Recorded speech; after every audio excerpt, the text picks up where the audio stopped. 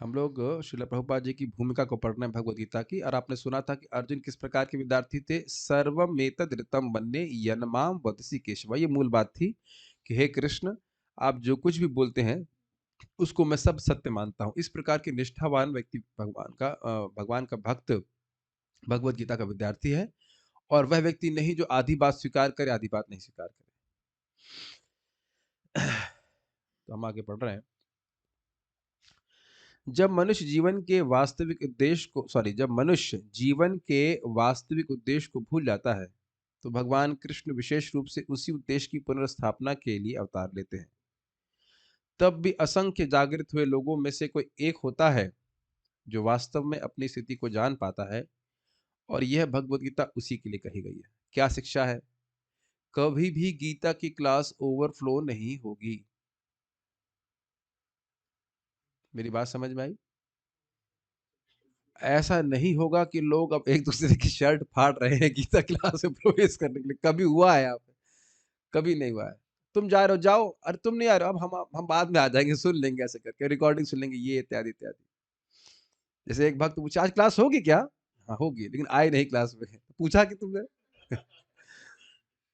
Class के बाद मैं कुछ जवाब नहीं दिया। क्लास होगी? हाँ क्लास तो होगी। अच्छा क्लास होगी तो मैं नहीं आऊंगा। या तो ये कहना चाहते थे। तो ये क्या प्रयोजन है? क्लास होगी ये पूछ रहा है तो मतलब ऐसा लग रहा है कि बड़ा आग्रह है, और क्लास आने से पहले 5 मिनट पहले आ जाएंगे, लेकिन देखो नहीं आए। और उसके लिए व्यक्ति बहुत से कारण बता सकता है, ये कारण है वो कारण है, लेकिन मेन कारण है नहीं सुनने का आग्रह। चलिए खैर, हम उसको क्या बोले। हम तो खाली ऑब्जर्व कर रहे हैं किस प्रकार चीजें हो रही हैं। तो जब धर्म की ग्लानि होती है, मानव जीवन का वास्तविक लक्ष्य अर्थात भगवान की भक्ति प्राप्त करना, जब यह धर्म लोग पालन नहीं कर रहे होते हैं, तो भगवान आते हैं। तो आप लोग प्रश्न कर सकते हो, अच्छा भगवान आ रहे हैं तो सब लोग ही उनकी बात सुनने के लिए तैयार हो जाएंगे? तो प्रपात कह रहे हैं कि जब भगवान भी आते हैं तब भी असंख्य जागृत हुए लोगों में से, जागृत हुए लोगों की क्या डेफिनेशन सुनी थी आपने? सिद्धि प्राप्त व्यक्ति कौन है, कुछ याद है? इसी भूमिका से पढ़ रहे थे। किस व्यक्ति को सिद्ध कहा जा रहा था? जो यह प्रश्न करे कि मैं दुख क्यों भोग रहा हूं। याद आ रहा है? ऐसे यानी और उनसे अधिक संख्या के लोग तो ये जिज्ञासा भी नहीं करते, मैं क्यों आया, मैं कहां से आया हूं, मैं कहां जा रहा हूं इत्यादि। तो ऐसे लोग जो मनुष्य जीवन के लक्ष्य के बारे में सोच रहे हैं, ऐसे जागृत हुआ तभी तो सोच रहे हैं। जब हम जागृत होते तब सोचते हैं ना कि मैं क्या करूं। समझ में आ गया? तो कह रहे ऐसे जागृत लोगों में से भी कोई एक व्यक्ति होगा जो अपनी वास्तविक स्थिति को समझ पाए कि वह भगवान का दास है, और यह भगवत गीता उसी के लिए कही गई। तो अब आश्चर्य ये होता है कि लोग भगवत गीता के सिद्धांतों को केवल समान लोगों को प्रस्तुत करने के लिए बहुत बार उसको कॉम्प्रोमाइज कर लेते हैं, लेकिन ऐसा नहीं करना चाहिए। प्रभुपाद जी कहते हैं कि जब कोई पीएचडी पढ़ा रहा होता है तो क्या वह उम्मीद करता है कि कम 100 लोग भी उससे पीएचडी की क्लास में सेशन में होंगे? बताइए। क्या आप किसी प्रोफेसर को हीन मानते हैं अगर उसके केवल 10 पीएचडी स्टूडेंट ही हों? अरे साहब, 10 पीएचडी स्टूडेंट उसके अंडर में पीएचडी कर रहे हैं, ऐसे आंखें चौड़ी करके बोलेंगे आप। और यहाँ पे क्या, अरे उनकी गीता क्लास में तो 10-15 लोग आते हैं। मेरी बात समझ में आई? हजारों हजारों में से कोई एक व्यक्ति पीएचडी होता है, अत्यंत पीएचडी के लिए योग्य होता है। पीएचडी होता है नहीं बोल रहा हूं। प्रद्युम्न प्रभु, क्या नाम है इनका? प्रतीक, डॉक्टर प्रतीक, हो गया ना पीएचडी? तो आपकी पीएचडी में कितने, 10-5 लोग रहे होंगे, इज इट नॉट? जिसमें मैक्सिमम 50 लोग, 50 लोग भी नहीं होंगे। हाँ या ना? 50 लोग नहीं, 50 लोग। तो कोई बोलेगा इनके सर को कि क्या बस 20 लोग को पढ़ा रहे हैं? तो कभी नहीं सोचना चाहिए कि कभी भी ये हास्यास्पद बात है कि भगवान भी पढ़ा रहे होते तो 20 एक लोग ही आते। अगर ऐसा कहा जाए तो भगवान भी गीता, भगवान खुद ही कह रहे हैं, मनुष्य नाम सहस्त्र कश्चित यतति सिद्ध है। अरे भगवान की गीता क्लास में कितने लोग हैं? एक ही व्यक्ति है। अर्जुन। हाँ, और सूर्यदेव को भी अकेले ज्ञान दिया, सूर्यदेव ने मनु महाराज को भी अकेले ज्ञान दिया। यद्यपि ये ज्ञान सबके लिए, ध्यान दीजिएगा, तो आप कहेंगे भाई इसका मतलब ज्ञान कुछ ही लोगों के लिए नहीं, ज्ञान तो सबके लिए है, लेकिन लेने वाले बहुत कम है, क्योंकि योग्यता नहीं रहती। क्यों योग्यता नहीं रहती? जागृत नहीं है, इंटरेस्टेड नहीं भगवान के बारे में, इस जगत से बाहर निकलने में ही उनकी कोई रुचि नहीं। अब आगे क्या कह रहे हैं? वस्तुतः वाकई हम सभी अविद्या रूपी बाघिन के द्वारा निगल लिए गए हैं। यह बलदेव विद्याभूषण पाद भी अपने इंट्रोडक्शन में बोलते हैं, बहुत अच्छा लगा। अविद्या को एक बाघिनी से उपमा दी जा रही है, लेकिन भगवान जीवों पर विशेषता मनुष्य पर कृपालु हैं। इसी उद्देश्य से उन्होंने अपने मित्र अर्जुन को अपना शिष्य बनाकर भगवत गीता का प्रवचन किया। अब एक बात थोड़ी समझ में नहीं आ रही है कि जब प्रभुपाद जी कह रहे हैं कि अविद्या रूपी बाघिन के द्वारा निगल लिए गए हैं, तो लेकिन क्यों बोल रहे हैं? लेकिन का कहने का उद्देश्य है, देखिए, बाघिन के दांत या जबड़ा बहुत प्रबल होता है कि नहीं? तो जो व्यक्ति बाघिन के द्वारा पकड़ लिया गया है, देखिए वाले उदाहरण हम पढ़कर आगे बढ़ जाइए, थोड़ा सा मनन कीजिए कि सोचिए कि मानो वाकई हम बाघिन के द्वारा पकड़े गए हैं, तो क्या चीजें हैं हमारे साथ, क्या कठिनाई है? एक तो हम अत्यंत कष्ट में है कि नहीं? और दूसरा, हम अपने सामर्थ्य से उस बाघिन के प्रभाव से बाहर नहीं निकल सकते, अगर चाहें भी तो भी। कितना सुंदर उदाहरण दे रहे हैं। तो केवल ये जान लेना कि मैं अविद्या, अस्मिता, राग, द्वेष, अभिनिवेश या तमह, मोह, महामोह, तामिश्र, अंतामिश्र से ग्रसित हूं, इससे समस्या का समाधान नहीं हो जाता। भगवान की शरण में जाएगा तब भगवान इस माया को तिरोहित करेंगे। इसीलिए इसीलिए यहाँ पे प्रभुपाद कह रहे हैं, लेकिन भगवान जीवों पर विशेषता मनुष्य पर कृपालु हो। वो जान रहे हैं कि भाई अन्य जानवरों की तो बात छोड़ दीजिए, मनुष्य भी केवल यह जान लेकर के कि वह अविद्या से ग्रसित है, वो अविद्या से बाहर नहीं आ जाएगा। जानना जरूरी है। जैसे मुझे मालूम है कि मुझे थोड़ा जुकाम है, हाँ जान लिया मैंने, ठीक है। जुकाम है या खांसी है, केवल जान लेने मात्र से आप बीमारी से ठीक नहीं हो जाएंगे। आपको एलर्जी है, मालूम है कि आपको एलर्जी है, ठीक होगी ना उससे? इस जगत में भी हमको बहुत सी बीमारियां होती हैं, तो बीमारी जान लेना जरूरी है कि नहीं, पहले ये बताइए। ये जानना जरूरी है कि हमें बीमार है तो दवा लेगा, लेकिन केवल जान लेने मात्र से बीमारी ठीक हो जाएगी? समझ रहे हैं बात? तो ये अविद्या का रोग कैसा है? बाघिन की तरह है, एकदम पकड़ लिया है दांत से एकदम कस के। और इसलिए और बाघिन पकड़ती है मसाज करने के लिए नहीं खा जाने के लिए, है कि नहीं? जैसे भागिन किसी व्यक्ति को खा जाए, एकदम गपच जाए, चीर फाड़ के रख दे, उसी प्रकार से ये अविद्या जीव के स्वरूप को बिल्कुल भुलाए रखी।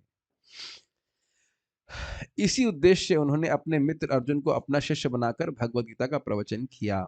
किस उद्देश्य से? कि सारे जीव, अन्य सारे जीव इस गीता के प्रवचन के द्वारा अविद्या रूपी बाघिन के चंगुल से मुक्त हो जाएं। ठीक है, और हो जाएंगे। मेरा भगवत गीता के महात्म्य पूरा हो गया है, बस हम शीघ्र ही शुरू करने वाले हैं। और कितना उसमें अद्भुत है। वाकई एक बाघ का उद्धार हुआ है, वाकई एक कबूतर का उद्धार हुआ है, तोते का उद्धार हुआ है, गिद्ध का उद्धार हुआ है, चोरों का उद्धार हुआ है, व्यभिचारी स्त्रियों का उद्धार हुआ है, तो हमारा क्यों नहीं उद्धार होगा भगवत गीता से? स्वयं साक्षात भगवान है भगवत गीता, भगवत गीता के रूप में प्रस्तुत है। भगवान के स्वयं के उद्गार में बड़े उत्साहित है उसको पढ़ाने के लिए, तो उसको भी करेंगे अभी, जैसे ये हो जाएगा उसका भी करेंगे। भगवान कृष्ण का साथी होने के कारण अर्जुन समस्त अज्ञान यानी अविद्या से मुक्त था। यह क्यों? क्यों, इसे समझ लीजिए। इस लाइन को ही पढ़ करके आप कैसे प्रमाणित कर रहे हैं कि अर्जुन अविद्या से मुक्त थे? समझ रहे हैं? भगवान पे विश्वास है, सही है, और उनको अपनी बीमारी पता है। और इस लाइन में क्या लिखा है?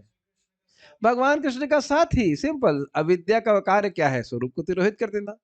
जो व्यक्ति कृष्ण का साथी है, कृष्ण का मित्र है, कृष्ण का प्रेमी है, वहां अविद्या कैसे निवृत्त कहां रह सकती है? जो सूर्य में रह रहा है उसके लिए भी अंधकार है। ठीक है,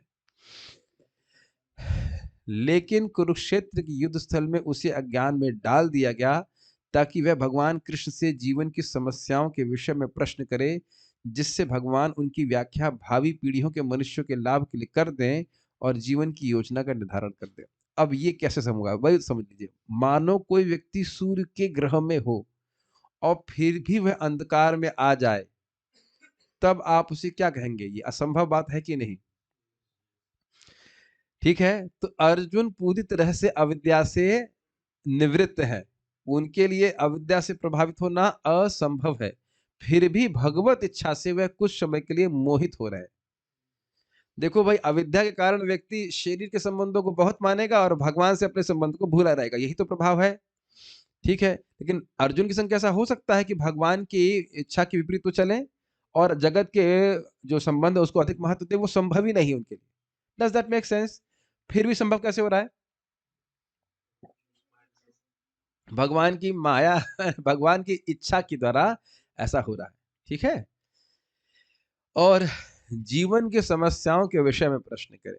अब एक ये बड़ा अच्छी बात है कि जीवन की वास्तविक समस्याएं क्या है। मैं चाहूंगा कि भक्त इस पे आप बताइए कि जीवन की वास्तविक समस्याओं का निर्धारण करने का आधार क्या है।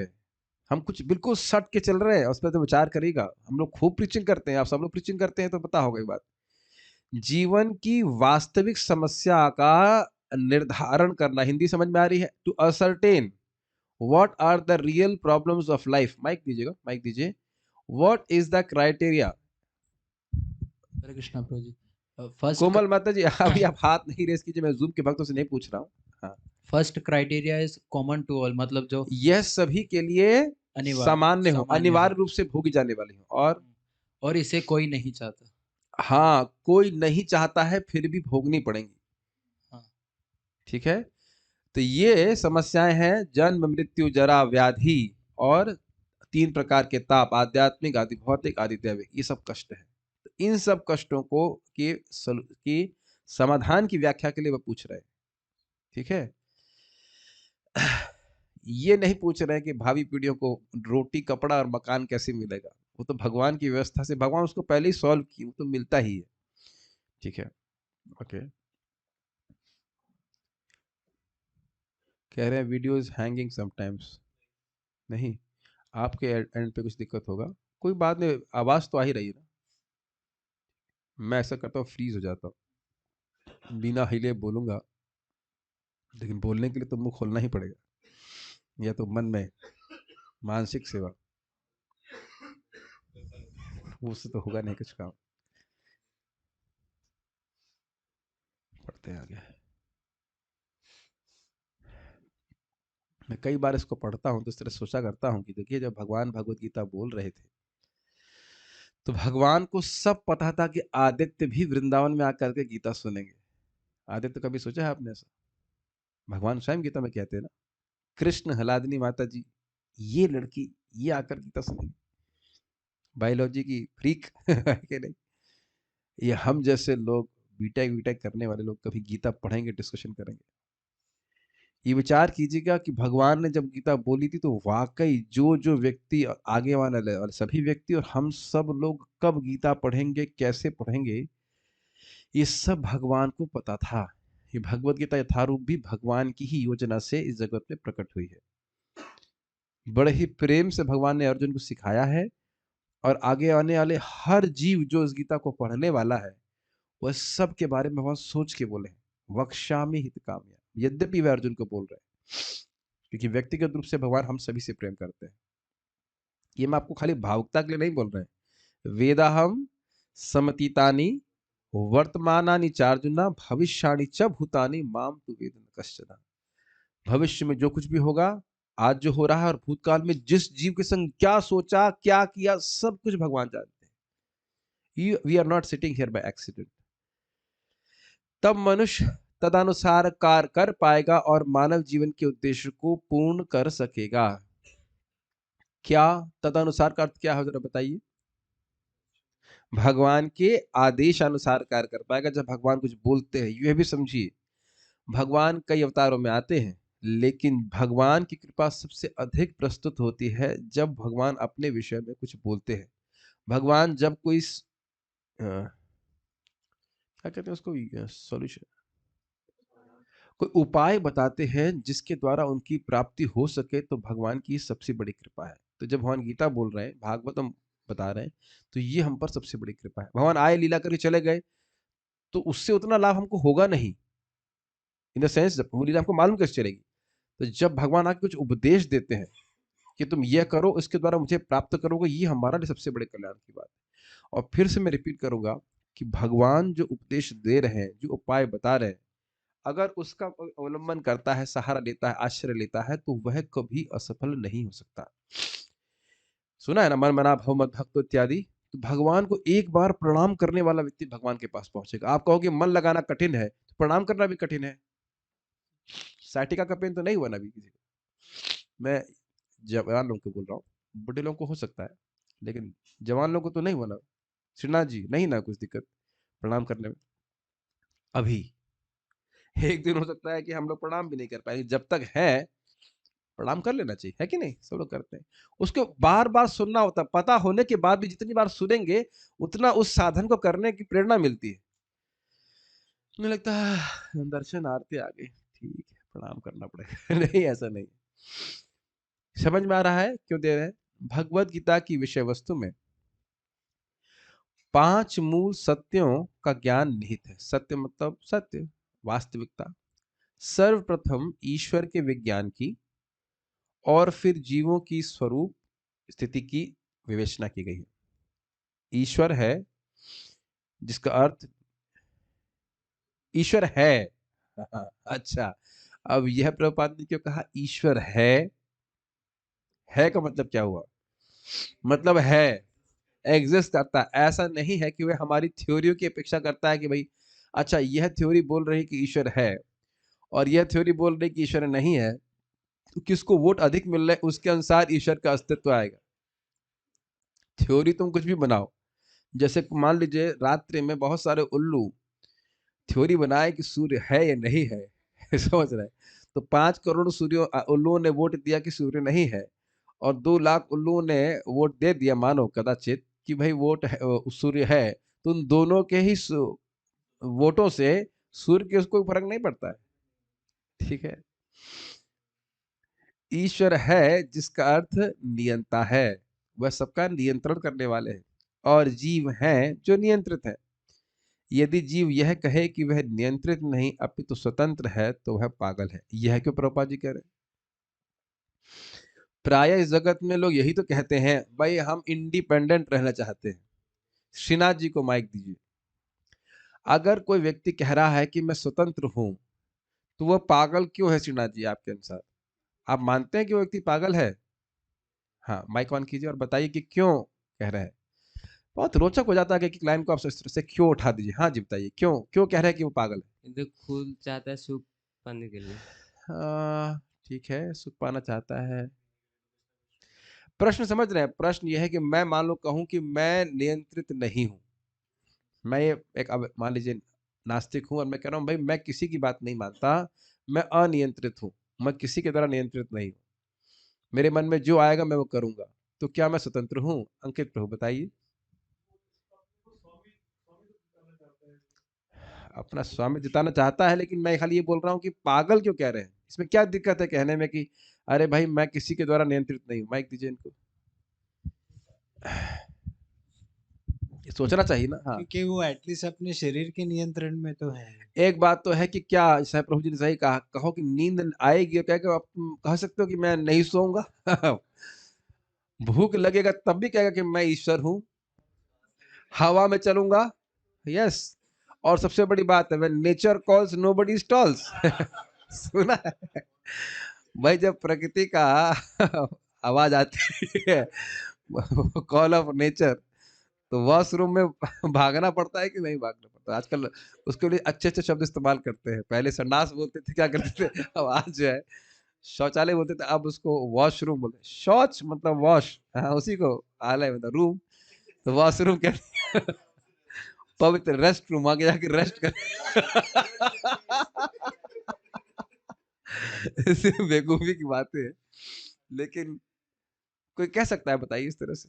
और मानो ये कोई कह रहा है कि मेरे मन में जो आता है वो मैं करता हूं, तो कौन नियंत्रित कर रहा है हमको? मन नियंत्रित कर रहा है।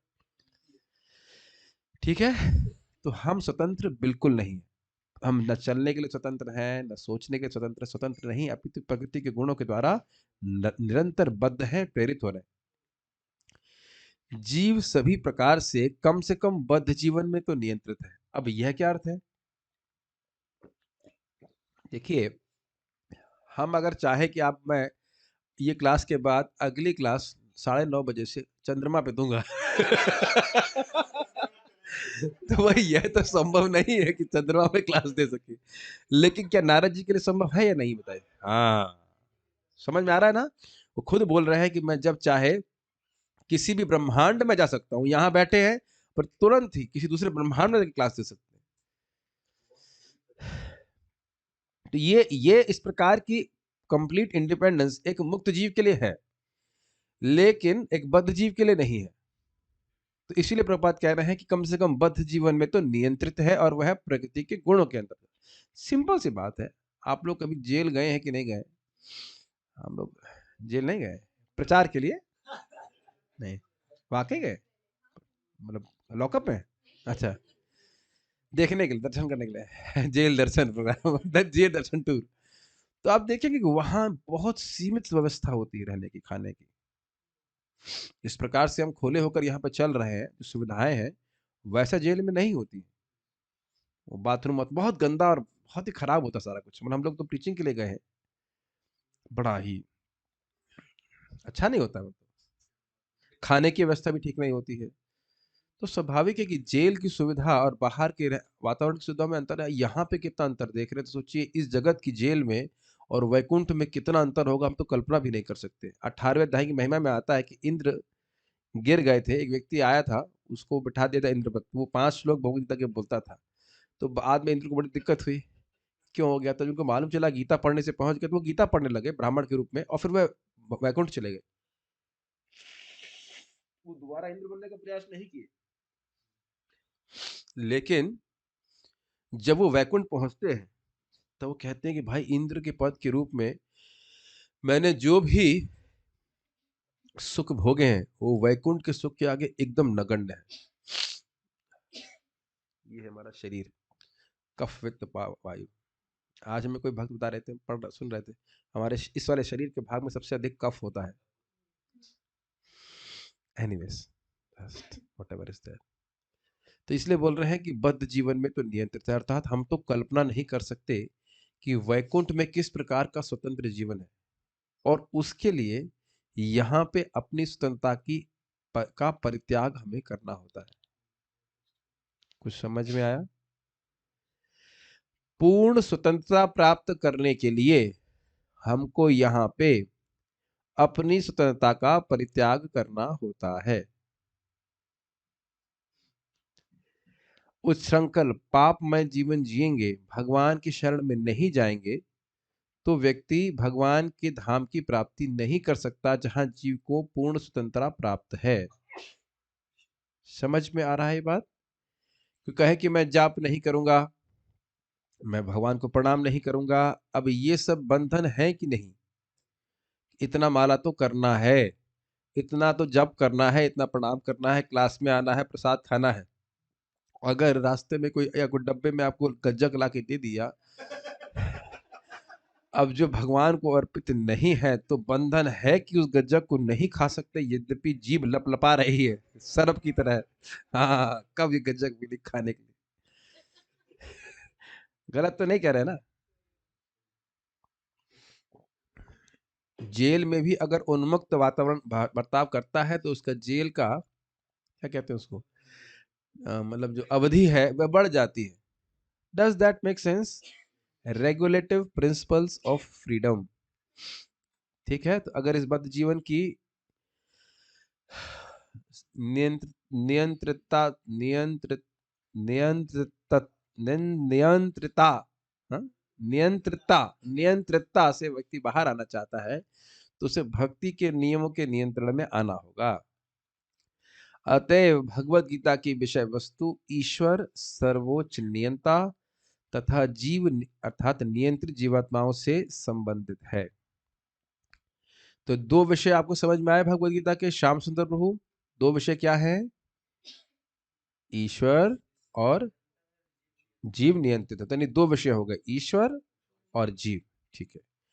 इसमें प्रकृति अर्थात भौतिक प्रकृति, काल समस्त ब्रह्मांड की कालावधि या प्रकृति का प्राकट्य। प्रकृति का मतलब ये जो हमारे आसपास आप देखते हैं सब तरफ जगत, वह भौतिक प्रकृति के द्वारा निर्मित है, तो उसका वर्णन है, और काल का भी वर्णन है। और यहाँ पे काल की तो प्रभात विषय बता रहे हो, कह रहे जब से सृष्टि शुरू हुई है और प्रलय तक किस प्रकार से काल की व्यवस्था है उसका वर्णन हुआ है। 4 विषय याद हुए, क्या नाम है, फाल्गुनी प्रभु 4 विषय याद हुए गीता के आपको? नहीं याद हुए? मेरी हिंदी नहीं समझ रहे हैं? 4 भगवत गीता के विषय अभी तक हमने जो पढ़े, 5 हैं, लेकिन हम तो खाली 4 ही पूछ रहे हैं, अभी 4 ही पढ़ाया गया।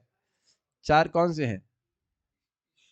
ईश्वर, जीव, प्रकृति और काल, ये इतना हमने सीखा, ठीक है। तथा कर्म यानी कार्यकलाप की भी व्याख्या की। अब कार्यकलाप का अर्थ क्या है थोड़ा समझना पड़ेगा। कार्यकलाप केवल कार्यकलाप नहीं है, वह कर्म जिसके द्वारा जीव इस जगत में बंधता है उसका वर्णन है।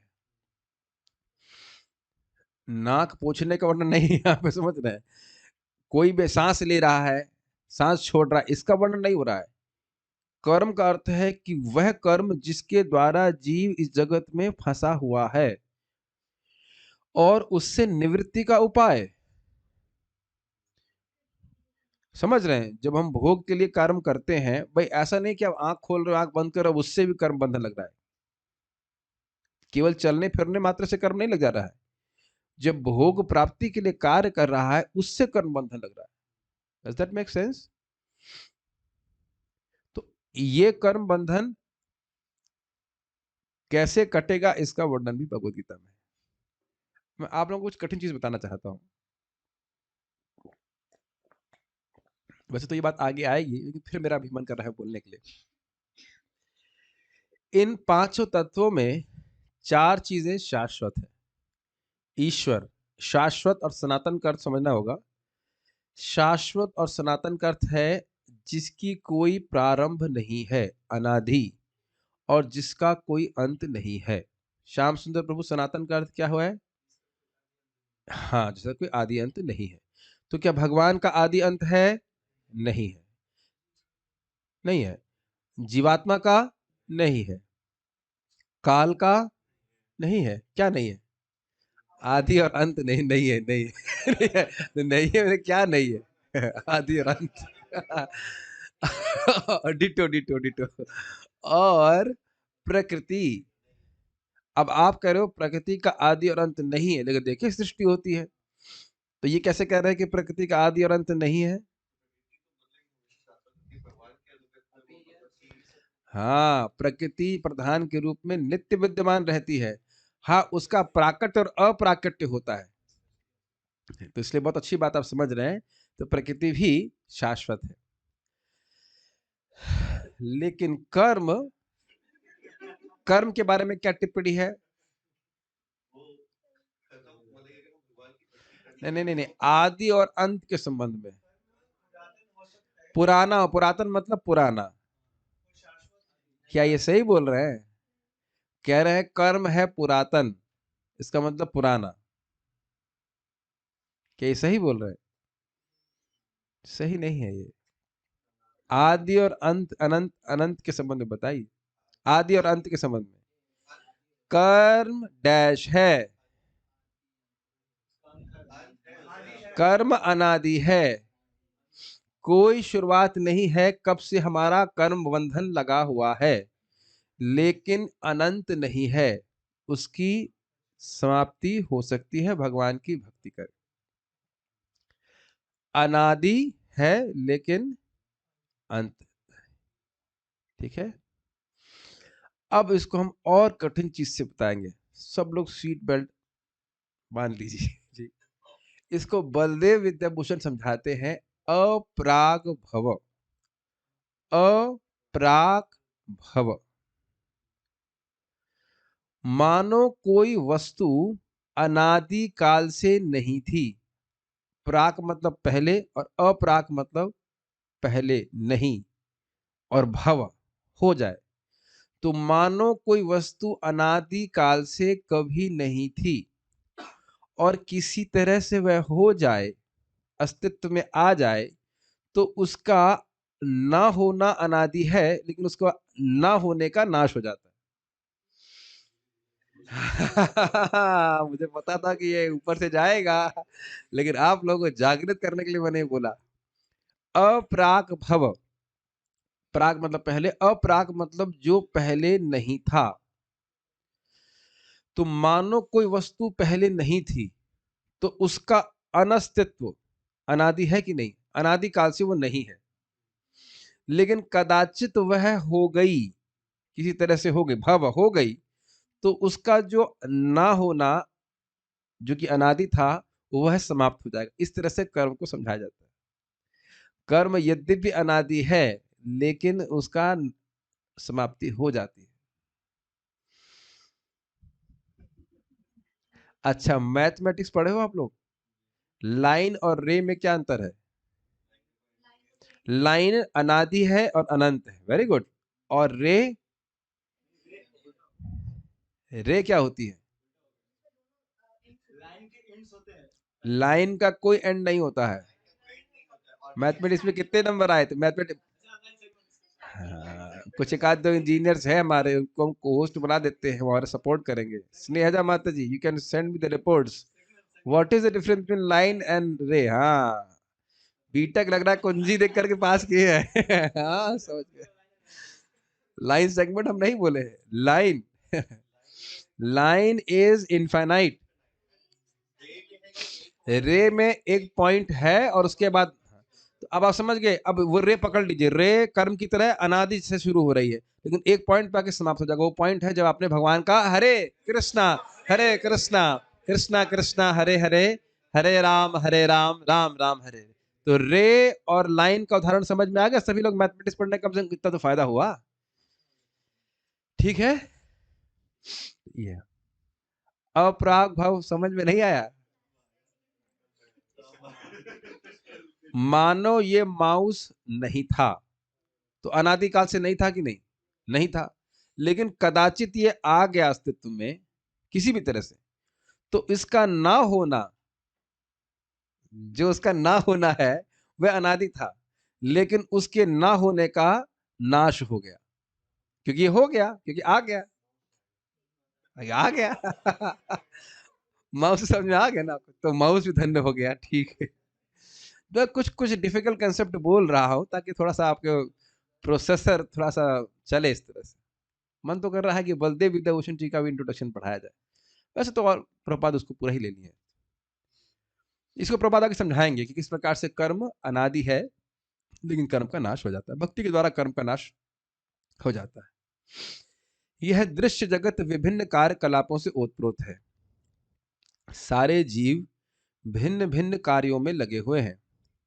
भगवत गीता से हमें अवश्य सीखना चाहिए, ईश्वर क्या है, जीव क्या है, प्रकृति क्या है, दृश्य जगत क्या है,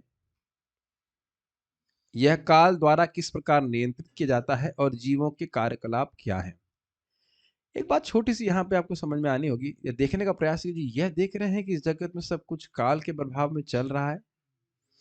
हमारा शरीर, हमारे पास आने वाले लोग, हमें परेशान करने वाले लोग, हमें प्रसन्न करने वाले लोग, यह सब काल के प्रभाव में आते हैं। आज सुबह मैं काल के प्रभाव में किसी व्यक्ति को 7 बजे डांट लगाई, क्या कर रहा है यहाँ, तू सो रहा है आश्रम में। तो वो मेरा दोष नहीं था, वो तो काल का प्रभाव था। काल के, मैं तो अपने रूम में जब कर रहा था तो मेरा स्वास्थ्य ठीक ही नहीं था, तो रूम से निकलने की प्लानिंग ही नहीं थी, लेकिन एक भक्त आए, पार्थ कृष्ण प्रभु आए, और वो बोले कि वो भक्त सो रहा है। यह भी किसके प्रभाव में हुआ? काल के प्रभाव। और फिर उस भक्त को डांट क्यों पड़ी? काल के प्रभाव। और वो भक्त भी काल के ही प्रभाव में सो रहा था। कि नहीं? सब काल कर रहा है, हमारा क्या दोष है इसमें?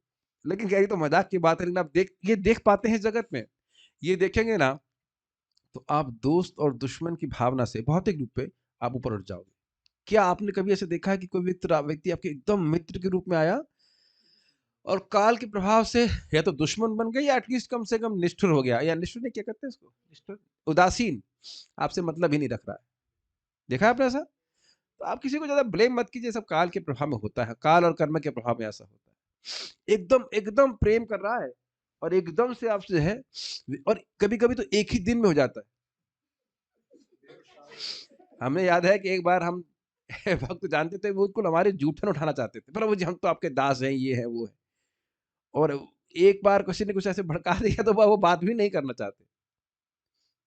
तो उनको हम दोष नहीं देते, वो काल के प्रभाव में ऐसा होता है। ये तो आप भीष्मदेव की उक्ति से, सर्वम कालम कृतम मन्ये, सब कुछ काल के प्रभाव में हो रहा है। तो ये देखने का सामर्थ्य भी व्यक्ति को होना चाहिए। ये बहुत अच्छी बातें हैं, इसमें अच्छी-अच्छी बातें आ रही मन में कि देखिए कहीं जीवन में कुछ व्यसन आ जाता है, कठिनाई आ जाती है, तो उससे उद्विग्न नहीं होना चाहिए। क्योंकि काल के प्रभाव में वो आया है और काल के प्रभाव में चला भी जाएगा। उसके लिए जो आवश्यक है वो करना चाहिए। जैसे बिल्कुल भी हल्का जुकाम हो रहा है, उससे उद्विग्न होने से क्या होगा, मैं क्यों हो गया? मैं तो गज़ब कर रहा हूँ, मेरे को तो नहीं होना चाहिए था। इस उ यह चीखने-चिल्लाने से क्या जुकाम चला जाएगा? ये बीमारी चली जाएगी। उसके लिए जो आवश्यक है व्यक्ति करे, लेकिन उद्विग्न नहीं हो। उद्विग्न होने से चित्त डिस्टर्ब हो जाता है और भगवान की भक्ति हम ठीक से नहीं कर पाते। बहुत सारी बातें कह सकते हैं, हम थोड़ा डिफ्लेक्ट कर जाएँगे, इसलिए हम बस खाली ये बोल रहे हैं। और हाँ, आगे सब बातें गीता की आएँगी, लेकिन किस प्रकार से सृष्टि हो रही है, फिर उसमें जीव आ रहे हैं अव्यक्त से व्यक्त स्थिति में। अव्यक्तादीनि भूतानि मत व्यक्त मध्यानि भारत अव्यक्त निधनान्येवा तत्र का परिदेवना। भगवान गीता में दूसरे अध्याय में बोले अव्यक्त से जगत आ रहा है, वस्तु जीव सब आ रहे हैं, शरीर प्राप्त कर रहे हैं, फिर शरीर छोड़ने के बाद फिर अव्यक्त में चले जाएंगे।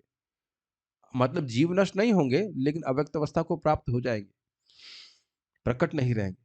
तो क्या शोक करना, बताइए हम लोग का जीवन क्या इस प्रकार से चल रहा है? जरा विचार कीजिएगा। इकट्ठा करने में व्यक्ति लगा हुआ है और फिर उसमें शोकातुर हो जा रहा है। वो काल के प्रभाव को देख पा रहा है क्या? बता रहे थे एक भक्त कि किसी सुनार के यहाँ ना, जो कुछ तो था, उसी के यहाँ 165 करोड़ रुपए पाए गए घर पे, कैश। अब वो व्यक्ति सोच रहा है अब कि वो जब देख रहा है कैसा काल का प्रभाव, सोच रहा है मैं बड़ा पैसा कमा रहा हूँ, पैसा। अब देख रहा है काल जो है सेट कर रहा है उसको, चल तू कमा बेटा, कमा कमा कमा, और देख ठप से पकड़ लिया उसको, सारा पैसा खींच लिया और वो जेल में। कितना उसको कष्ट होगा अभी बताइए। तो ये काल का प्रभाव देखना चाहिए, पूरी सृष्टि चल रही है इस प्रकार से और हम लोग शाश्वत जीव हैं।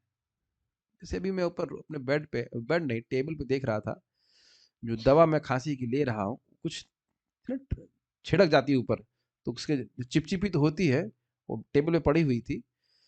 तो रात्रि से लेना शुरू किया तो देखा कि आज उसमें बहुत सारे कीड़े चिपके हुए हैं, मरे हुए हैं। तो क्या इस तरह से भोगों में चिपक करके अपना जीवन हम व्यर्थ कर दें? बहुत इंपॉर्टेंट बात है। तो काल के प्रभाव को देखना चाहिए। जो देखने में समर्थ हो गया, वह अपने जीवन को भगवान की भक्ति में जरूर लगाएगा।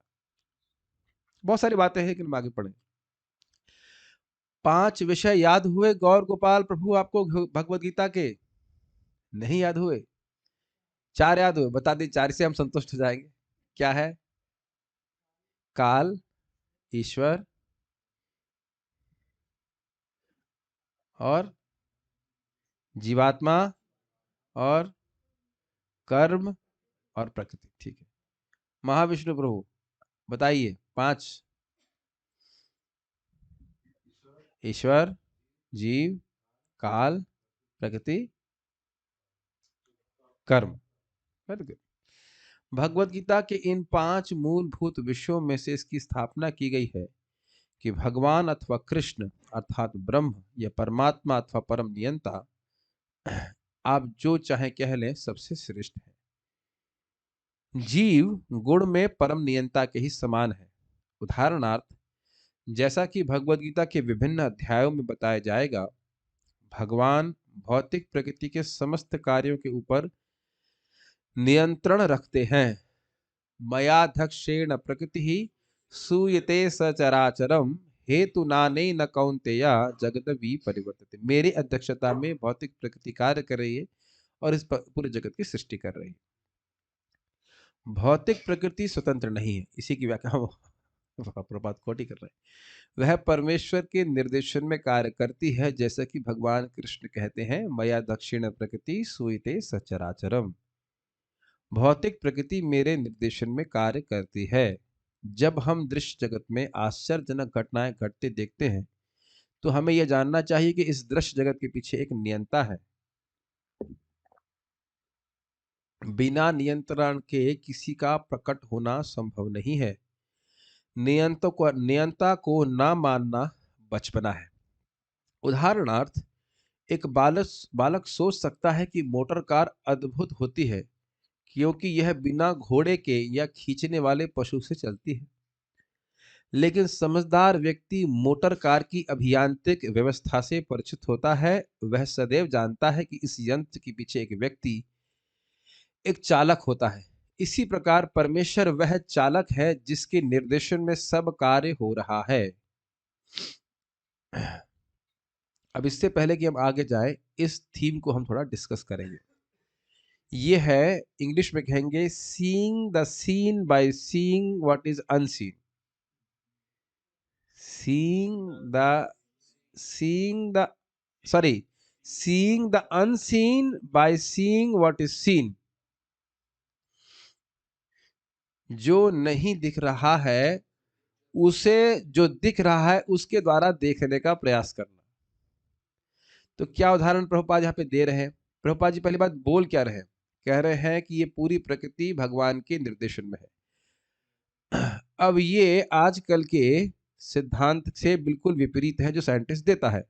क्या बोल रहा है वो? प्रकृति अपने आप कर रही है। यही सिद्धांत है कि नहीं? अपने आप एक विस्फोट हुआ और उससे सृष्टि हो गई, किसी नियंत्रण की जरूरत नहीं है। लेकिन अगर आप उनसे पूछे कि क्या इस जगत में विस्फोट होता है, तो आप कहते हो कि अपने आप हो गया, या ये कहेंगे किसी उग्रवादी ने किया।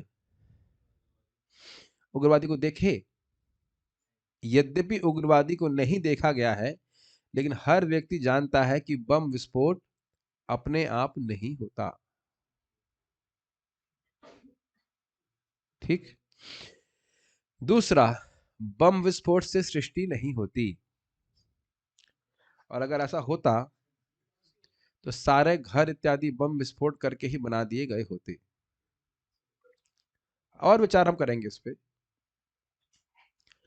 हवाई जहाज को आप सबने देखा होगा, भले नहीं बैठे हैं तो हवाई जहाज को आप जमीन से देखते हैं तो उससे आप देख पाते हैं कि ड्राइवर ने कौन से रंग की बनियान पहनी है। अगर ऐसे प्रश्न किया तो कहने का अर्थ ये है कि ड्राइवर नहीं दिखाई पड़ता है, लेकिन पायलट, सॉरी ड्राइवर बोले तो अपमान हो जाएगा उसका। पायलट यद्यपि हो सकता है पायलट नहीं हो, पायलटनी है कि पायलट है यह भी आप निर्धारण नहीं कर पाएंगे ना। आजकल तो पायलटनी भी होने लगी है। तो पायलटनी है या पायलट है यह भी आप निर्धारण नहीं कर पाओगे। तो आप कहोगे कि अरे वाह, इतनी बड़ी चिड़िया अपने आप उड़ रही है, क्या ये मूर्खता है कि नहीं? तो यानी कि जब आप वो देख रहे हैं हवाई जहाज का व्यवस्था, हवाई जहाज को देखने मात्र से दिख रहा है हवाई जहाज, लेकिन हम पायलट जो नहीं दिख रहा है उसको देख लेते हैं, वह वस्तु देखकर जो हमें दिखाई पड़ रही है। समझ में आया बात? हवाई जहाज दिख रहा है और पायलट नहीं दिख रहा है, लेकिन हवाई जहाज सही उड़ रहा है, उससे आप पायलट का अनुमान कर रहे हो। चलिए, यह तो पायलट दिख रहा है। यह भी है क्या कि इसको जमीन से भी कंट्रोल किया जा रहा है? हाँ, हाँ। नहीं तो यहां से बैठे बैठे वो अमेरिका कैसे पहुंच जाएगा बताइए? तो एक वे बात भी है। सैटेलाइट, अच्छा ये दिख रही है, सैटेलाइट दिख रही है, अपने फोन चलाते हैं तो सैटेलाइट दिखती है क्या? ऐसा तो नहीं कि पहले सैटेलाइट का फोटो दिखा उसके बाद आदमी को कॉल करते हैं। तो सैटेलाइट तो नहीं दिख रही है, लेकिन आप मोबाइल के द्वारा व्यवस्था देख करके समझ लेते हैं कि हाँ इसके पीछे कोई नियंत्रक है कि नहीं? और क्या एग्जाम्पल? हाँ, उसके बाद ग्रहमंडल, ग्रहमंडल सब अपनी स्थिति में चल रहे हैं कि नहीं चल रहा है? यहाँ पे बस भी ठीक से नहीं चलती है कि नहीं? कितने एक्सीडेंट हो जाते हैं रोज। ट्रेन ठीक से नहीं चलती है, बहुत बार एक्सीडेंट हो जाता है। हवाई जहाज ठीक से भी नहीं चलता, कभी कभी नियंत्रण रूल्स हो जाता है। लेकिन बताइए, कभी पृथ्वी भी चंद्रमा से टकरा रही है? अपनी परिधि में घूम रही है, तो क्या उसमें कोई नियंत्रण नहीं है? पानी यहाँ पे नहीं आता, दूसरा उदाहरण सोच लिए, पानी नहीं आता तो गाली देते हैं कि नहीं? हमारे तो चलो बोरिंग है, लेकिन शहरों में पानी नहीं आता तुरंत गाली देते हैं, पानी क्यों नहीं चलाया, इत्यादि इत्यादि। और बादल आता है अपने आप, पानी आता है किसी इंजीनियर, किसी व्यक्ति की कंट्रोल से, बिजली आती है किसी व्यक्ति के कंट्रोल से, सूर्य का प्रकाश। तो यदि हम नहीं जान रहे हैं, इसका मतलब नहीं है कि इसके पीछे नियंत्रक नहीं है। नियंत्रण से नियंत्रक का अनुमान किया जाता है।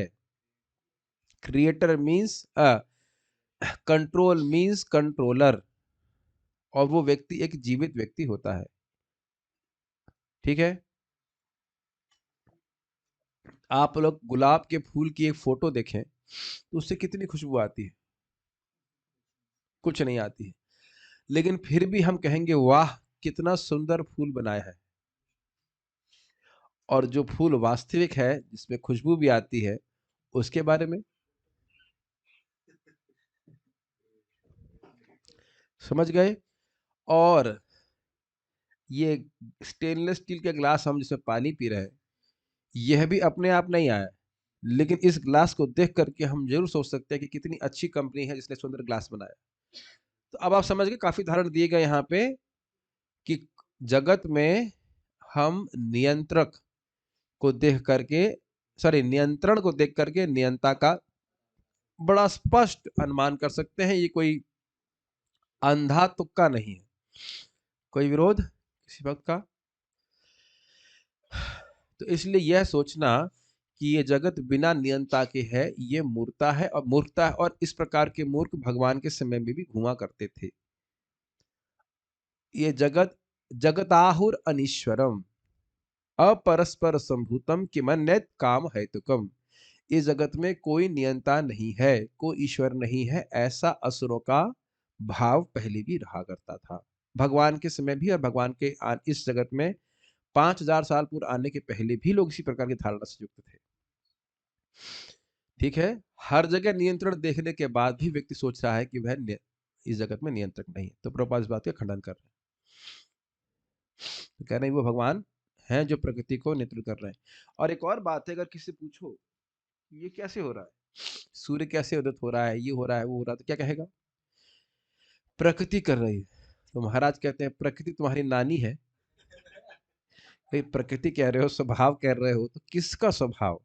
तो ये भगवान का बहिरंगा स्वभाव है, बाह्य स्वभाव है, जिसको भगवान संचालित करते हैं। और एक और विचारणीय बात है, जब तक मैं यहाँ पे आकर बैठ के क्लास नहीं दूं, तो ऐसा नहीं है कि ये लैपटॉप अपने आप क्लास देने लग जाएगा, या ये माइक अपने आप क्लास देने लग जाएगा। जैसे मैं इसको यहाँ छोड़ के जा रहा हूँ, ये वैसे ही अनंत काल तक, मतलब जब तक इसका नाश नहीं हो जाता, ये ऐसे ही रहेगा। Make sense? तो आप देख सकते हैं कि जड़ वस्तुएं क्रियाशील होती हुई दिख रही है, जैसे इस माइक से आवाज आती हुई प्रस्तुत हो रही है, लेकिन ये तभी तक होगी जब तक मैं बोल रहा हूं।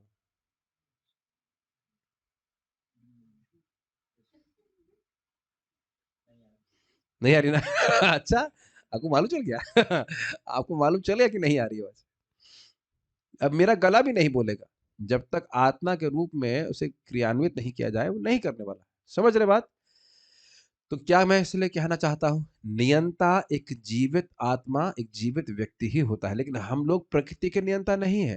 प्रकृति के नियंता भगवान है। हम छोटी छोटी वस्तु की कुछ हो सकते हैं और उसमें भी भगवान पे आश्रित नियंता है, लेकिन वास्तविक नियंता तो भगवान ही भौतिक प्रकृति के। ठीक है, तो इसीलिए प्रभुपाद कह रहे हैं नियंता को ना मानना बचपना है। और अद्भुत बात है कि ऐसे बच्चों को पीएचडी प्राप्त हो रही है, और न सिर्फ पीएचडी प्राप्त हो रही है, नोबेल प्राइज प्राप्त हो रहा है। और यह भी कितने आश्चर्य की बात है कि नोबेल भाई साहब थे कौन? जिन्होंने डायनामाइट का आविष्कार किया।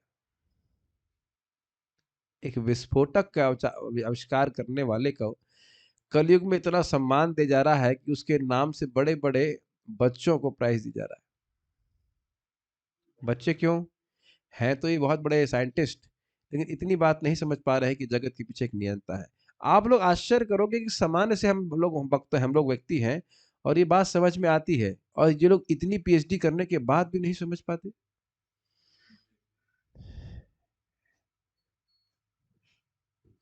Permanent head damage. कई बार जब थोड़ा बहुत नथिंग अगेंस्ट द पीएचडीज, लेकिन बहुत बार कोई थोड़ा बहुत डिग्री प्राप्त कर लेता है, वो सोचता है कि हर फील्ड में वो सब जानता है। उसे पूछो गीता तो वो सुनेगा नहीं किसी की बात। ऑल तो ये सबके संग नहीं है, भक्त लोग तो पीएचडी किए रहते हैं, लेकिन उनका हेड डैमेज नहीं होता है, लेकिन जनरली ऐसा हो जाता है। आपको पता नहीं है, हमारे आईआईटी कानपुर में फिलोसफी का कोर्स होता है। पता क्या कहेंगे? ये कोर्स पढ़ने के लिए आपको पहले ये स्वीकार करना होगा कि भगवान नहीं है। वाह! जैसे गीता पढ़ने से पहले आपको सिद्धांतिक रूप से स्वीकार करना पड़ेगा कि कृष्ण भगवान है, वैसे तब गीता की फिलॉसफी समझ में आएगी। और वहां पे हम तो पढ़े नहीं, अच्छा हुआ नहीं पढ़े, लेकिन इस प्रकार की बातें बोलते हैं। और एकदम सोचिए शुष्क, जब भगवान ही से बाहर हो गए तो उस दर्शन में क्या रहेगा? मन्ने तद दर्शनम खिलम। ठीक है, ये बालक वाला उदाहरण भी आपको समझ में आ गया, मोटर कार वाला भी।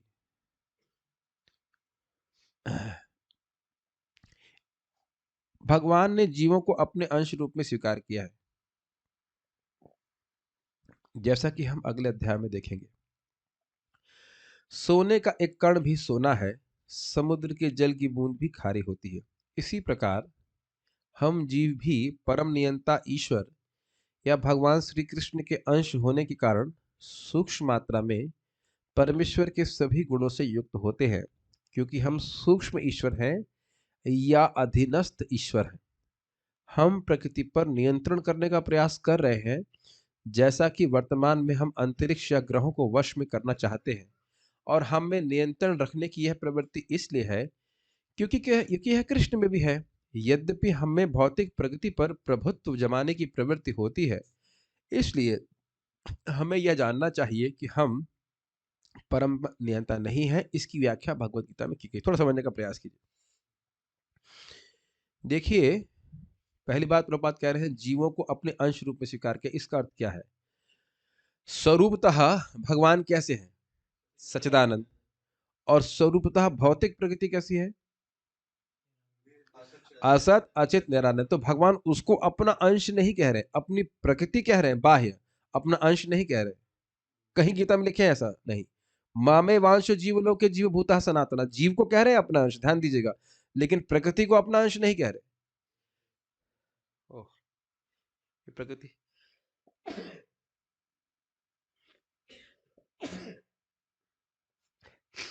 Sorry for the disturbance of this body created by this body. हम खाली बोल रहे थे कि यहां भगवान प्रभुपाद क्या कह रहे हैं कि जीव भगवान का अंश है।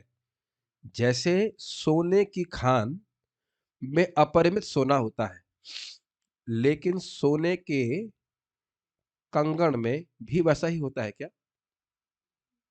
उतनी मात्रा में तो नहीं होता है, लेकिन सोना वही होता है जो सोने की खान में है। क्लियर है? समुद्र की एक बूंद में आप डूबोगे नहीं, लेकिन समुद्र की बूंद का जो गुण है वह समुद्र के जल जैसा ही है। लेकिन समुद्र की बूंद और समुद्र के जल में बहुत अंतर होता है मात्रा की दृष्टि से। तो जीव अणु है, लेकिन जीव भी सच्चिदानंद है, शाश्वत है, ज्ञानमय है और आनंदमय है। और भगवान भी सच्चिदानंद है, यानी कि शाश्वत है, ज्ञानमय है और आनंदमय है। और लेकिन भगवान अनंत है और जीव विभु सॉरी अणु है। भगवान विभु है और अब अणु है।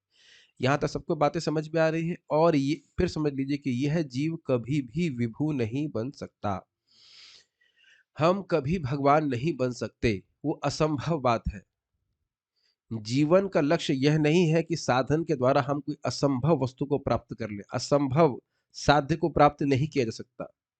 साध्य वही है जिसको साधन के द्वारा प्राप्त किया जा सके। तो हम अगर भगवान बनने का प्रयास करें तो यह असंभव कार्य है, यह ऐसा हो नहीं सकता।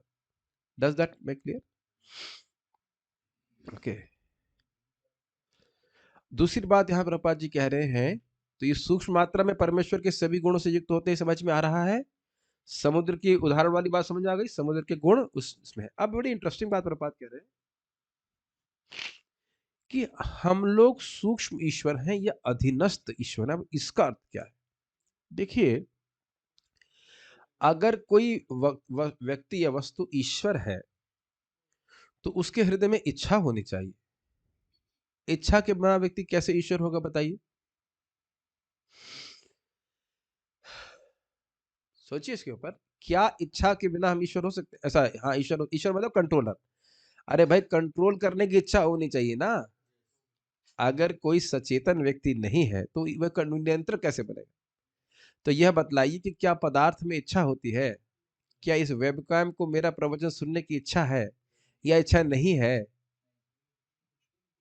ना इच्छा नहीं है ना इच्छा है। क्या इसमें किसी तरह से इच्छा डाली जा सकती है? ये तो जड़ है, यही कहेंगे आप। क्लियर? तो क्या ये वेबकैम नियंत्रित कर सकता है किसी को? नहीं, ये सर्वथा नियंत्रित है, नियंत्रक कभी हो ही नहीं सकता। अच्छा क्या मैं इस वेबकैम को, छोटा सा एग्जाम्पल लीजिए, मैं इस वेबकैम को नियंत्रित करने में स्वतंत्र ईश्वर हूं?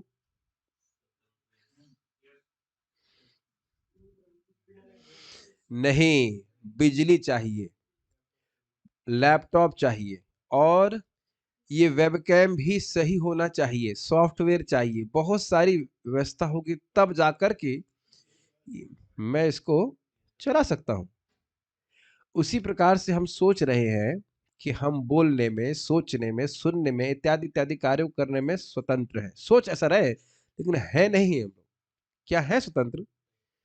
फिर मैं याद दिलाऊंगा कि सब भक्त भूल जाते हैं। हम इच्छा करते हैं, इच्छा करने में हम स्वतंत्र है। फिर वाह, आप सब लोग भूल गए, वेरी गुड। इच्छा के बाद, हाँ, अंदर से क्या, अंदर से क्रिकेट खेलते हैं। भगवान अंदर से इच्छा को देखते हैं, फिर क्या करते हैं? प्राण को क्रियान्वित करते हैं, फिर प्राण से कर्म बनता है। वाह, मन को क्रियान्वित किया था, मन से इंद्रियां क्रियान्वित होती है। तो क्या हम लोग स्वतंत्र है? नहीं, स्वतंत्र नहीं है, लेकिन इच्छा करने में स्वतंत्र है। इसीलिए कह रहे अधीनस्थ ईश्वर है। समझ में आया? अधीनस्थ, हम ईश्वर है, नियंत्रक है, लेकिन भगवान की व्यवस्था के अधीन होकर ही हम कुछ नियंत्रण कर सकते हैं। अपने से अलग से कोई नियंत्रण नहीं कर सकते, ठीक है? लेकिन ये नियंत्रण करने की इच्छा कहां से आ रही है? भगवान से आ रही है। क्यों आ रही है? कि हम भगवान के अंश, ठीक है? स्वतंत्र रहने की इच्छा क्यों आ रही है? क्योंकि भगवान भी स्वतंत्र है। और अच्छा, तो फिर ये स्वतंत्र रहने की इच्छा अच्छी है कि बुरी है? ये कह रहे हैं कि इस जगत में अच्छी नहीं है। क्या जीव की स्वतंत्रता को उसे छीना जा सकता है? नहीं, लेकिन स्वतंत्रता कितनी है कि कृष्ण से प्रेम करे या कृष्ण से ना करे, बस इतनी स्वतंत्रता है, और कोई स्वतंत्रता नहीं है। बहुत सारी बातें हैं, समझ लीजिए इसको। हम प्रकृति पर नियंत्रण करने का प्रयास कर रहे हैं, जैसा कि वर्तमान में हम, हाँ, अब प्रभुपाद अगली बात ये क्या कह रहे हैं, तो देखिए, प्रकृति पे नियंत्रण करना या उस पे प्रभुत्व जमाने की प्रवृत्ति, इसका अर्थ क्या है? ये कई बार हिंदी में आता है और व्यक्ति समझ नहीं पाता इसका अर्थ क्या है। प्रभु का मतलब होता है नियंता या स्वामी या भोक्ता भी। तो व्यक्ति सोचता है कि मैं इसका नियंत्रण करूंगा, और नियंत्रण क्यों करूंगा? भोगना चाहता है, बस सीधी बात। तो ये भोग करने की इच्छा ही के कारण व्यक्ति प्रकृति पे प्रभुत्व जताना चाहता है। अगर भोग की इच्छा नहीं है तो जगत में कुछ भी कंट्रोल नहीं करना चाहिए। ये बात पर बात करें। एक चीज और पढ़ेंगे फिर हम, भौतिक प्रकृति क्या है फिर? गीता में इसकी भी व्याख्या अपरा प्रकृति के रूप में हुई है। अपरा मतलब जो परा नहीं है, जो दिव्य नहीं है। जीव को परा प्रकृति या उत्कृष्ट प्रकृति कहा गया है। क्यों? क्योंकि वह चेतन है। प्रकृति चाहे परा हो या अपरा, सदैव नियंत्रण में रहती है। प्रकृति स्त्री स्वरूपा है, और वह भगवान द्वारा उसी प्रकार नियंत्रित होती है जिस प्रकार पत्नी अपने पति के द्वारा। अब ये एग्जाम्पल जब प्रभुपाद दे रहे थे तब ऐसा होता था। अब ये कितना प्रासंगिक है वो भगवान जाने। ऐसे कर सकते हैं, वह भगवान द्वारा उसी प्रकार नियंत्रित होती है जैसे जिस प्रकार पति अपनी पत्नी द्वारा। ऐसा सेट नहीं बैठेगा, लेकिन वैसे आजकल कौन किससे नियंत्रित हो रहा है, कोई कह नहीं सकते। लेकिन उस जमाने में जब प्रभुपाद पर लिख रहे थे तो ऐसा होता था। 77 में ऐसा हुआ करता था कि पत्नियां पति की सेवा करती थी, उनके अधीन रहती थी। प्रकृति सदैव अधीन रहती है, उस पर भगवान का प्रभुत्व रहता है, क्योंकि भगवान ही नियंत्रक है। मैं समझ में आ गया तो बात। जीव तथा भौतिक प्रकृति दोनों ही परमेश्वर द्वारा अधिशासित एवं नियंत्रित होते हैं। तो जीव भी प्रकृति है और भौतिक प्रकृति तो प्रकृति है ही। दोनों अपने हैं, लेकिन अंश नहीं है प्रकृति। भौतिक प्रकृति भगवान का अंश नहीं है, स्पष्ट समझ लीजिएगा। गीता के अनुसार यद्यपि सारे जीव परमेश्वर के अंश हैं, लेकिन वे प्रकृति ही माने जाते हैं। किस अर्थ में? कि वह उनकी शक्ति है। लेकिन भौतिक प्रकृति और परा प्रकृति में बहुत अंतर है।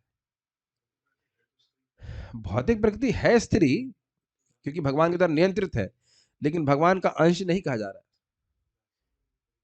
दासी है, सब कुछ है, लेकिन भगवान का अंश नहीं है।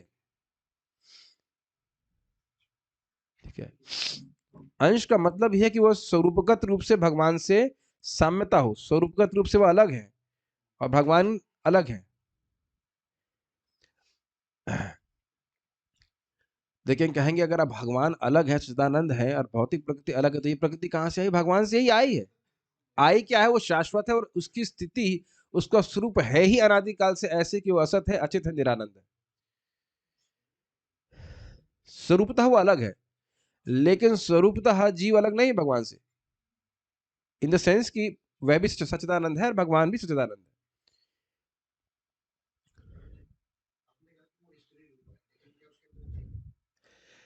जीव है, लेकिन जीव अलग है और भौतिक प्रकृति अलग है।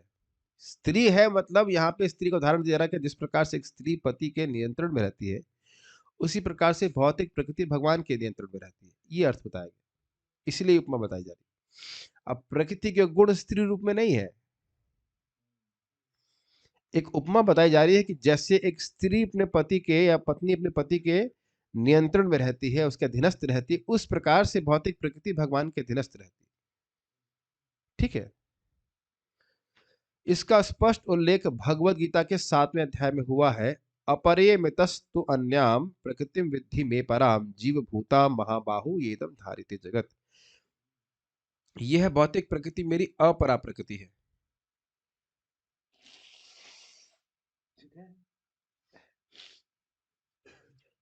लेकिन इससे भी परे दूसरी प्रकृति है जीव भूताम, अर्थात जीव है। अपरा प्रकृति क्या है भगवान की? भौतिक प्रकृति। मुझे पता जाता कि आप लोग समझ पाए कि नहीं सकता। परा प्रकृति क्या है? ये शब्द ठीक। भौतिक प्रकृति 3 गुणों से निर्मित है, सतोगुण, रजोगुण तथा तमोगुण। इन गुणों के ऊपर नित्य काल है और इन प्रकृति के गुणों तथा नित्य काल के नियंत्रण व संयोग से अनेक कार्यकलाप होते हैं जो कर्म कहलाते हैं। ये कार्यकलाप अनादि काल से चले आ रहे हैं और हम सभी अपने कार्यकलापों या कर्मों के फलस्वरूप सुख या दुख भोग रहे हैं। इसको समझने का प्रयास कीजिए। भौतिक प्रकृति का एक भाग है प्रधान, और उस प्रधान में तीनों गुण रजोगुण, तमोगुण, सतोगुण साम्यावस्था में रहते हैं। उसमें भगवान महाविष्णु अपने काल शक्ति का क्षोभ करते हैं और जीवों को डालते हैं, तब वह उसमें गुणों में क्षोभ उत्पन्न होता है और महतत्व की सृष्टि होती है। ठीक है, इसीलिए प्रभुपाद यहाँ पे कह रहे हैं कि प्रकृति के गुणों तथा नित्य काल के संयोग से अनेक कार्यकलाप होते हैं। अब यह क्या कह रहे हैं? जब काल का क्षोभ प्रधान पे होता है तो उसमें साथ साथ जीवों को डाल दी जाता है, और जीव किसके संग आते हैं? अपनी भोग की इच्छाओं के साथ। आप लोगों को लगता होगा बहुत सीधी सीधी बात है। कई बार लोग भागवत क्लास में प्रश्न करते हैं और इसी तरह की बातें पूछते हैं, तो मुझे बड़ा आश्चर्य होता, लगता है उन्होंने कभी श्रवण नहीं किया। तो ये सब बातें बारंबार श्रवण करने से कान में टिकती हैं, तो हृदय में जाती है बात। कर्म कैसे शुरू होता है?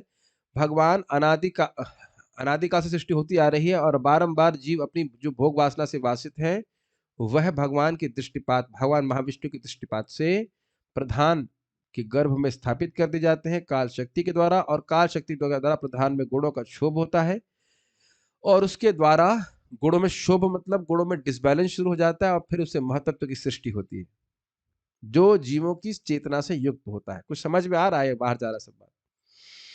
और फिर वहां से सृष्टि होना शुरू होती है। तो वहां उसके आगे जाकर के फिर महत्व से या विभिन्न प्रकार के अहंकार की सृष्टि होती है, फिर हमारी इंद्रियों की सृष्टि होती है, हमारे शरीर की सृष्टि होती है। उसको हम लोग सृष्टि तत्व में पढ़ाऊंगा, तो पढ़ा चुका हूँ पहले से, कभी फिर दोबारा पढ़ाऊंगा तो समझाऊंगा। अभी तो मोटा मोटा समझ लीजिए, उससे सृष्टि होती है, फिर हम लोग को शरीर प्राप्त होते हैं। इसलिए प्रभुपाद कह रहे हैं किस प्रकार से काल और प्रकृति के गुणों के संयोग से कर्मों की सृष्टि होती है। जब हमको शरीर मिलते हैं तो अपनी इच्छाओं के अनुसार हम फिर से कर्म करना शुरू कर देते हैं। अब आगे बात आ रही है कि ये कर्म शुरू कब से हुए, तो कह रहे अनादिकाल से। अनादिकाल मतलब जिसकी कोई शुरुआत नहीं है। इस कारण से यह प्रश्न करना कि हम इस जगत में कब आए, ये बेमानी है। बेमानी मतलब व्यर्थ प्रश्न है। बेईमानी नहीं कह रहा हूं, बेमानी मतलब उर्दू शब्द है। बेमानी मतलब उसको मानने की जरूरत नहीं, फालतू प्रश्न है। अनादिर रूप से बहिर्मुख है, ये प्रश्न मत करिए हम कहां से आए। अनादिकाल से यहाँ पे है और समझ लीजिए कि काफी पुराने खिलाड़ी हैं। खूब भोग करके आए हैं, तो थोड़ा सा धैर्य से भक्ति करनी पड़ेगी, तब जाके ठीक होंगे। समझ रहे ना, पुरानी आदत है भोग करने की, तो इतनी जल्दी नहीं चली जाएगी। प्रभु जी 2 साल हो गए, कृष्ण प्रकट नहीं हो रहे हमारे हृदय में। अरे 40 साल करो तो हो जाए तो बहुत बड़ी बात है, 400 साल करो तब देखो करके। अरे कुछ भी हो, लेकिन अनंत नहीं है। ठीक है।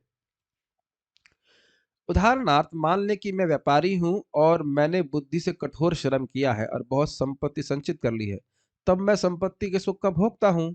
किंतु यदि मान लें कि व्यापार में हानि से मेरा सब धन जाता है, तो मैं दुख का भोगता हूं। इसी प्रकार जीवन के प्रत्येक क्षेत्र में हम अपने कर्म का फल का सुख भोगते हैं या उसका कष्ट उठाते हैं, यह कर्म कहलाता है। समझ में आ गया ये बात? अपने ही कर्मानुसार व्यक्ति इस जगत में सुख या दुख भोग रहा है। इस समय जो जुकाम है वह भी पहले कुछ किए कर्म की वजह से है। ये हम बिल्कुल नहीं हजम कर पाते कि इस समय जो हमसे खराब बर्ताव कर रहा है, उसको हम बहुत सुंदर बर्ताव किए हैं पिछले जन्म में। उसको भूल जाते हैं और फिर हम कहते हैं हमारे जैसे सज्जन पुरुष, सज्जन शिरोमणि, शुद्ध भक्त के प्रति ऐसा व्यवहार कर रहा है, जरूर उसको नरक में स्थान मिलेगा। है ना, सोचते हैं ना लोग, इसकी तो स्थिति नरक में जरूर होगी। मेरी महिमा को ना समझते हो ऐसा कार्य कर रहा है। मेरा तत्व को, मेरे तत्व को जान लेता तो जन्म मृत्यु के चक्र से पार हो जाता। ऐसा हम लोग सोच सकते हैं, लेकिन वस्तुतः हमारे कर्मों के अनुसार ही भगवान किसी व्यक्ति को प्रेरणा देते हैं हमें हमारे प्रति खराब बर्ताव करने के लिए, और अच्छा भी। कभी कोई एकदम से आपको दंडवत करने लग जाएगा, आप तो शुद्ध भक्त हैं, अब ये है मिठाई के डब्बे और क्या क्या वस्तु होने लगती है। महाराज तो हंसी रहते, कह रहे थे भक्ति करता है व्यक्ति, लोग बस रुकवा करके माला पहनाते हैं। अरे रुको रुको महाराज, रुको महाराज जी, पे रुको रुको भाई, अंदर आएगा बस रुकवाएगा और अंदर आकर के माला पहना के फिर उतरेगा। तो ये सब होता है। वैसे तो खैर ये भक्ति कैसे हो रहा है। तो इसलिए बहुत सारी शिक्षाएं, इसका जानते इससे फर्क क्या पड़ता है। जीवन में कष्ट तो आएगा, लेकिन हमारी मानसिक स्थिरता वह डिस्टर्ब नहीं होगी। शास्त्र श्रवण करने का बहुत बड़ा प्रभाव है। ऐसा नहीं कि जीवन में कष्ट नहीं आएगा, लेकिन हम अस्थिर नहीं होंगे। ये मुझे महाराज की बहुत अच्छी बात लगी थी, बता रहे। इन 5 में से एक व्यक्ति थे जिनका बिजनेस सब समाप्त हो गया। तो कहे 14 साल की मेहनत समाप्त हो गई। हमने कहा आपने कभी यह नहीं सोचा कि 14 साल से आपने नाम जप नहीं किया। ऐसे व्यक्ति बोल रहे थे हमारे लाखों रुपए हमारे बर्बाद हो गए, करोड़ों रुपए हमारे खत्म हो गए। हमने कहा कभी आप सोचे नहीं कि 10 साल में जो भी आप कमाते और साथ साथ 16 माला जाप करते, तो आपके पास 10 करोड़ नाम होते जो अनंत काल के लिए आपके पास चले जाते। देख रहे हो ये सब देखने की तरीके। दृष्टि पूरी परिवर्तित हो जाती है अगर हम शास्त्र श्रवण करते हैं। प्रकृति की अभिव्यक्ति अस्थायी हो सकती है, परंतु यह मिथ्या नहीं है। ये बात हम 1 मिनट में घर में पॉइंट छोड़ दिया। एक बात, ईश्वर, जीव, प्रकृति, काल तथा कर्म, इन सब की व्याख्या भगवत गीता में हुई है और कोई छठा विषय नहीं है। किसी और बाबा के बारे में बात नहीं हो रही है, किसी की और बात नहीं हो रही, खाली 5। और वेदांत सूत्र में भी यही 5 टॉपिक है। भगवत गीता समझ गए तो मतलब वेदांत सूत्र समझ गए आप, समझ लीजिए। इन 5 में से ईश्वर, जीव, प्रकृति तथा काल शाश्वत है। कर्म शाश्वत होता तो हम कर्म बंधन से बाहर नहीं निकल सकते थे। ठीक है, कर्म शाश्वत नहीं है। प्रकृति की अभिव्यक्ति अस्थायी हो सकती है, परंतु यह मिथ्या नहीं है। इसको समझने का प्रयास कीजिए, बहुत सुंदर कंसेप्ट है। समय तो कम है, फिर भी जितना होगा समझाऊंगा। वैसे तो ये भगवान की माला है, या चलिए कई और एग्जाम्पल देता हूँ। मान लीजिए आप लोग देखे होंगे, हम लोग मंदिर जाते हैं मंगल आरती के समय, कभी कभी किसी रस्सी पे पांव पड़ जाता है और एकदम से रात्रि में भय हो जाता है कहीं सर्प तो नहीं, क्योंकि संभावना है, गार्डन है तो संभावना है कि सर्प हो सकता है। तो ये मायावादी कहते हैं कि देखो वहां सर्प नहीं है, लेकिन तुम सर्प की भावना कर रहे हो। तो इसी प्रकार से ये जगत है ही नहीं और तुम जगत की भावना कर रहे हो। तो वैष्णव सिद्धांत क्या कहता है, भाई ठीक है सर्प नहीं है, लेकिन इसका अर्थ ये नहीं कि रस्सी भी नहीं है। रस्सी है लेकिन उसको सही स्वरूप में नहीं देखना, यह माया है। ये नहीं कहा जा सकता कि सर्प मतलब रस्सी ही नहीं है। रस्सी को आप सर्प मान रहे हो, ये माया है, लेकिन आप ये नहीं कह सकते कि रस्सी ही नहीं है। तो उसी प्रकार से आप ये नहीं कह सकते कि जगत है ही नहीं, बश यद्यपि यह जगत अशाश्वत है, लेकिन जगत है और हम इस जगत में है। इस संबंध में श्रील प्रभुपाद जी की बड़ी सुंदर घटना है। एक शिष्य उनके पास आया और प्रभुपाद से पूछा, प्रभुपाद क्या ऐसा है कि ये जगत कुछ नहीं है और हम एक सपना देख रहे हैं? तो प्रभुपाद ने कहा, तुम इस जगत में हो। समझ में आई बात? कुछ समझ में आया? वो कह रहे थे बस सब कुछ मतलब ये सब इल्यूजन है। उसको मायावाद से थोड़ा प्रभावित हो रहे थे कि हाँ ये जगत नहीं है, हम खाली सपना देख रहे हैं, बस जगत है ही नहीं। लेकिन ऐसा नहीं है कि है ही नहीं। जिस स्वरूप में हम उसे देख रहे हैं यह माया है। हम सोच रहे हैं कि ये हमारे भोग के लिए हर वस्तु है, लेकिन ऐसा नहीं है। ये सब वस्तुएं भगवान के उपयोग के लिए है, भगवान की सेवा के लिए है। लेकिन ऐसा नहीं है कि वस्तुएं है ही नहीं। भगवान की सृष्टि में कुछ भी वॉइड या जीरो नहीं है। भगवान जगत की सृष्टि किए हैं और वस्तुएं हैं, लेकिन वस्तुएं अशाश्वत हैं, लेकिन इनका उपयोग भगवान की सेवा में किया जाना चाहिए। ये बहुत बड़ा सिद्धांत है जो समझना होगा। यद्यपि ये जगत उस रूप में नहीं था जैसा भी दिख रहा है, और आगे भी प्रलय के समय ऐसा नहीं दिखाई पड़ेगा, लेकिन इस समय ये है। ये नहीं कह सकते कि अब दरवाजा नहीं है, ये लकड़ी नहीं है, ये सब कुछ भी नहीं, ऐसा नहीं है। पता नहीं समझ में आ रहा है कि नहीं? आप हंसेंगे आगे जाकर के। हम लोग टीका में पढ़ते हैं, एक सिद्धांत है दृष्टि सृष्टिवाद। वो कहते हैं ये जगत स्वप्न की तरह है। जैसे आप स्वप्न में जैसे जैसे देखते जाते हो स्वप्न, वैसे वैसे स्वप्न में सृष्टि का निर्माण होता है कि नहीं? समझ में आया कि नहीं? स्वप्न में जैसे जैसे दृश्य बन रहा है, वो दृश्य आप ही बनाते जा रहे हो अपने मन के द्वारा, और वो दृश्य का सृष्टि हो रही है। तो कह रहे इस जगत में भी आप जैसे जैसे वस्तुओं को देख रहे हो उनकी सृष्टि हो रही है। वाह, that's too far, is it not? मतलब अभी आप जैसे मेरे सामने नहीं हो, मेरे सामने आए तब आपकी सृष्टि हुई। तो अब ये बताओ कि मैं और यहाँ क्लासरूम में भर क्यों नहीं दे रहा हूँ स्टूडेंट्स को? आपने आंखों से देख देख कर एक उधर से प्रकट हो गया, वहां से प्रकट हो गया, ऐसा तो नहीं हो रहा। ऐसे ऐसे सिद्धांत लोग जो है चला रहे हैं। ये मूर्खता है। हम 5 मिनट में रुक जाएंगे। कोई कोई दार्शनिक कहते हैं कि प्रकृति की अभिव्यक्ति मिथ्या है, लेकिन भगवत गीता या वैष्णवों के दर्शन के अनुसार ऐसा नहीं है। जगत की अभिव्यक्ति को मिथ्या नहीं माना जाता, इसे वास्तविक किंतु अस्थायी माना जाता है। समझ में आ गया? ये है लेकिन ये अस्थायी है। ये उस बादल के सदृश है जो आकाश में घूमता रहता है। यह वर्षा ऋतु के आगमन के समान है जो अन्न का पोषण करती है। जो ही वर्षा ऋतु समाप्त हो जाती है और बादल चले जाते हैं, त्यों ही वर्षा द्वारा पोषित सारी फसल सूख जाती है। इसी प्रकार यह भौतिक अभिव्यक्ति एक निश्चित अंतराल में होती है, कुछ काल तक ठहरती है और फिर लुप्त हो जाती है। प्रकृति इस रूप में क्रियाशील है, लेकिन यह चक्र निरंतर चलता रहता है। इसलिए प्रकृति शाश्वत है, मिथ्या नहीं है। थोड़ा समझने का प्रयास करिए, बड़ा सुंदर एग्जाम्पल दे रहे हैं। वर्षा ऋतु का आगमन होता है और अन्न का पोषण करती है। तो आप समझ सकते हैं कि जो बीज पड़ा है वह तो पृथ्वी में पहले से ही है, लेकिन जब वर्षा होती है तो उस बीज के अनुसार विभिन्न प्रकार के पेड़ पौधे उगते हैं, और फिर जब वर्षा हट जाती है तो फिर सब समाप्त हो जाता है। ये देख रहे हैं कि नहीं देख रहे? तो उसी प्रकार से जब भगवान प्रकृति पे काल का शोभ करते हैं, जीवों का शोभ करते हैं, प्रकृति एक्टिवेट हो जाती है, जगत सृष्टि करती है, इसका फिर समाप्ति हो जाती है। अगर ये व्यक्ति के दिमाग में घुस गया तो इस जगत में आसक्त नहीं होगा। हमारा जीवन शाश्वत है और बार बार वस्तुओं की सृष्टि हो रही, बंद हो रही, तो इसमें क्या इतना आसक्ति करना भौतिक उपलब्धियों में? Does that make sense? Let's see if it makes sense to you in this life. इसी प्रकार ये भौतिक अभिव्यक्ति होती रहती है, फिर समाप्त होती रहती है। बारंबार ये चक्र होता रहता है। भूत्वा भूत्वा प्रलीयते। तो इसलिए प्रकृति शाश्वत है, अर्थात प्रकृति भगवान की शक्ति के रूप में शाश्वत है, लेकिन उसका प्रकटीकरण और अप्रकटीकरण भी शाश्वत है। सृष्टि और प्रलय का चक्र भी शाश्वत है। ये समझ में आ रहा है? सृष्टि होती है, फिर प्रलय होता है, फिर सृष्टि होती है, प्रलय होता है। आपको याद है भगवान की प्रपंच और निष्प्रपंच अवस्था का वर्णन भागवत में प्रभु जी ये चीटिंग है, गीता में आप भागवत की बात बोलते हैं, भागवत में गीता की बात बोलते हैं लेकिन इतना हम पढ़ा चुके हैं, याद आ रहा है? किसने बोला था ये? हस्तिनापुर की स्त्रियों ने, प्रपंच और निष्प्रपंच अवस्था।